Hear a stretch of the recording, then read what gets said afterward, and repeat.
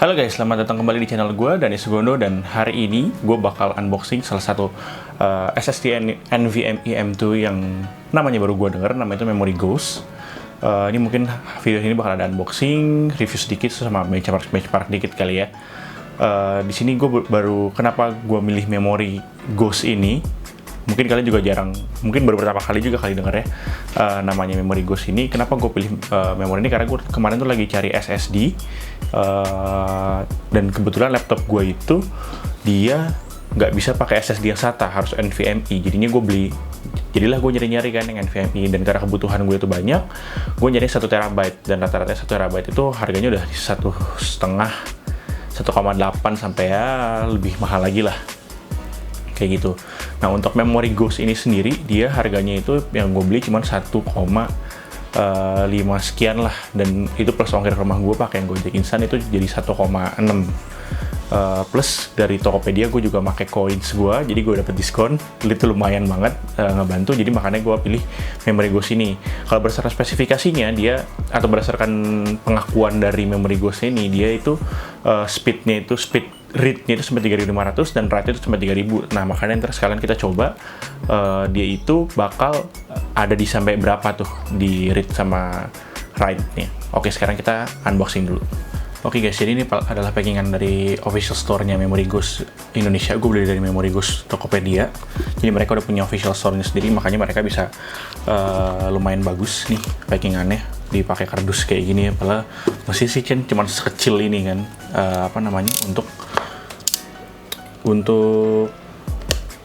itunya lebarnya. Jadi misalnya mereka nggak perlu se-ekstra ini juga, nggak apa-apa maksudnya kayaknya.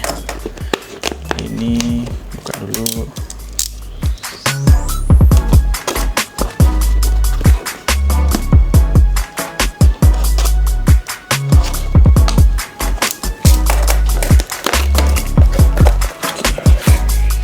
Ini Memory Ghost.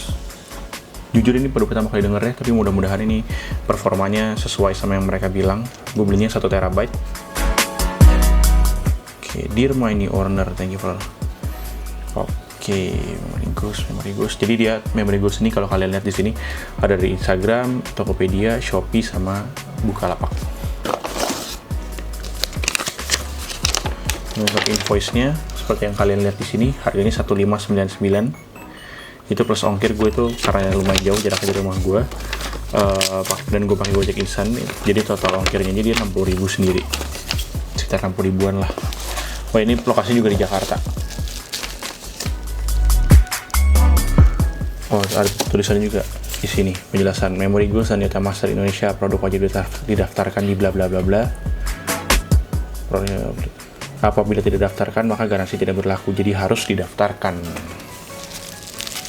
Ini ada di dalamnya mesin SSD-nya, di packing lagi pakai wrap. Agak susah kalau ini, pakai gunting aja deh. Masukin dulu.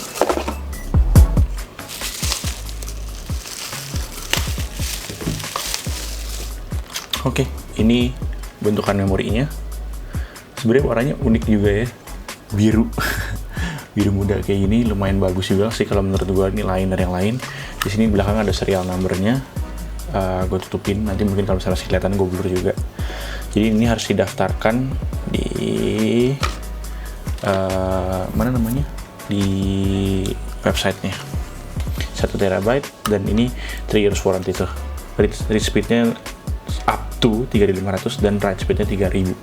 Untuk yang speed sekencang ini di 1,6 itu udah, menurut gue udah ini banget, udah murah banget.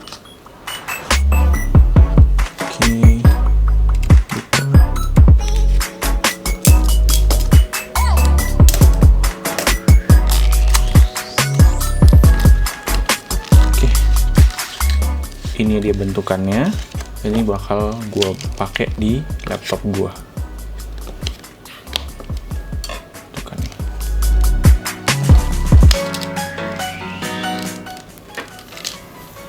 Sekarang kita coba pasangin dulu aja ke laptop. Oke guys, jadi sekarang kalian lagi ngeliatin desktop gua, nggak usah terlalu liatin kiri kanannya. Nah, ini sekarang gua lagi mau ngetes pakai Crystal Dismark buat benchmarknya ini udah keisi 19%, sebagian udah gue taruh kayak file-file sedikit lah, file-file gue sedikit dari video-video ini. Udah gue pencet start, nanti kita tunggu seberapa lama dia bakal muncul bakal muncul hasilnya itu berapa dari read sama write-nya. Jujur gue nggak ngerti nih yang pertama itu apa, yang kedua itu apa, yang ketiga itu apa, yang keempat itu apa, tapi gue selalu patokannya itu paling atas. Jadi ini untuk sementara read-nya itu ada 2074 MB per S, megabyte per second. Ini terpaut cukup jauh dari klaimnya mereka yang 3500 megabyte per second.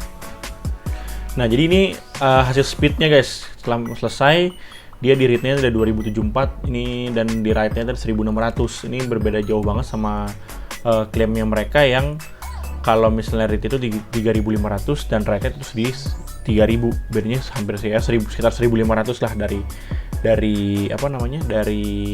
klaimnya mereka. Kemarin juga gue udah coba buat mindahin data yang lumayan gede. Jadi dari kemarin dari drive C gue pindahin ke drive D-nya. Itu lumayan jauh juga bedanya. Pas gue pindahin itu cuma dapat sekitar 1,5 GB per second.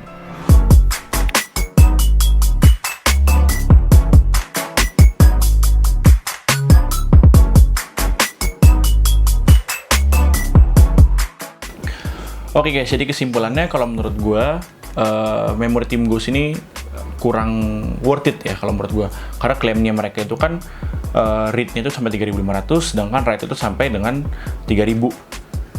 Nah, tetapi tadi setelah kita tes pas di benchmark dengan Crystal Diskmark aja, dia paling tingginya itu read itu di sekitar 2000 dan write-nya di sekitar 1800-1600 tadi ya.